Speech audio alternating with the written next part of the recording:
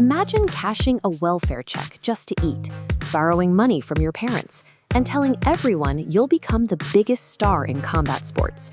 People laughed, but Conor McGregor wasn't making a joke. He was keeping a promise. Long before the suits and the fame, McGregor was an apprentice plumber in Dublin. His life was defined by early mornings and exhausting manual labor. In a city with no established pipeline to MMA stardom, he was working toward a future he didn't want. One morning, he walked away. He quit his plumbing job without a safety net, a backup plan, or guaranteed income, choosing to commit his entire existence to training. Abandoning his only survival source required self-belief that looked like madness to everyone around him. To endure the constant doubt of his peers and family, McGregor had to convince himself that his success was already a historical fact. He validated that belief through a punishing schedule. While others rested, McGregor spent his mornings, afternoons, and nights inside the gym, treating physical preparation as his only priority. Beyond the physical training, he practiced the habit of manifestation. He spoke about global championships and massive wealth daily, providing his own proof of a future that nobody else could see yet. This wasn't simple arrogance. McGregor was forging real confidence through thousands of hours of sacrifice. He knew his skill because he had paid for it in sweat and isolation. His string of local victories grew from this intense discipline. He refused to accept any reality other than greatness, and eventually, his win record began to reflect that singular obsession. When the UFC finally called, McGregor didn't arrive with the gratitude of a typical rookie. He entered the promotion with the explicit intention of taking it over. He used his voice as a tactical tool, dominating every press conference and predicting the exact round he would knock out his opponents. This public performance was a deliberate psychological weapon.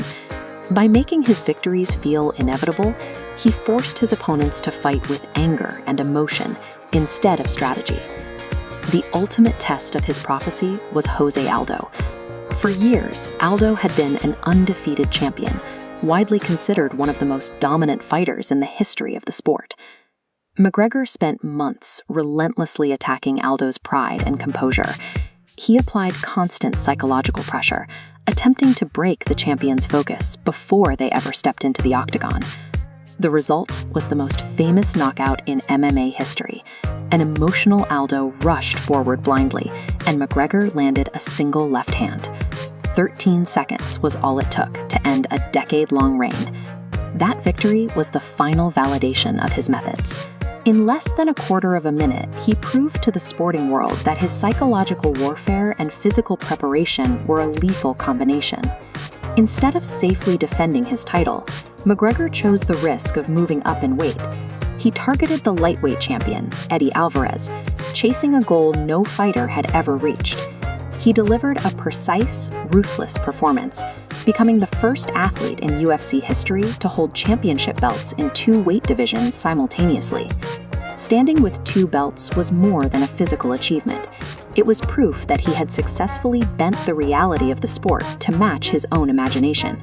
He continued to push the boundaries of the possible, securing an unprecedented boxing match against Floyd Mayweather that earned him a fortune and worldwide attention. The wealth was staggering.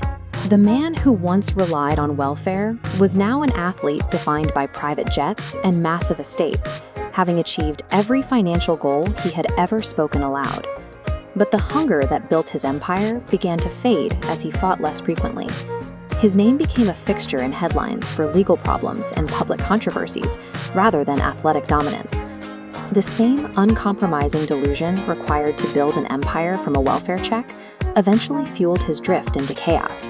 The engine that drove his ascent became the source of his instability. McGregor changed the structure of the UFC. He expanded the sport into new global markets and provided the blueprint for how athletes build multi-million-dollar personal brands outside of competition. His later mistakes and the loss of his momentum do not change the historical weight of his rise. He remains the most significant example of how a single person can change an entire industry through sheer force of will. Ultimately, his story serves as evidence for what happens when extreme obsession meets unshakable belief. He saw a future that didn't exist yet, spoke it into being, and forced the world to adapt to him.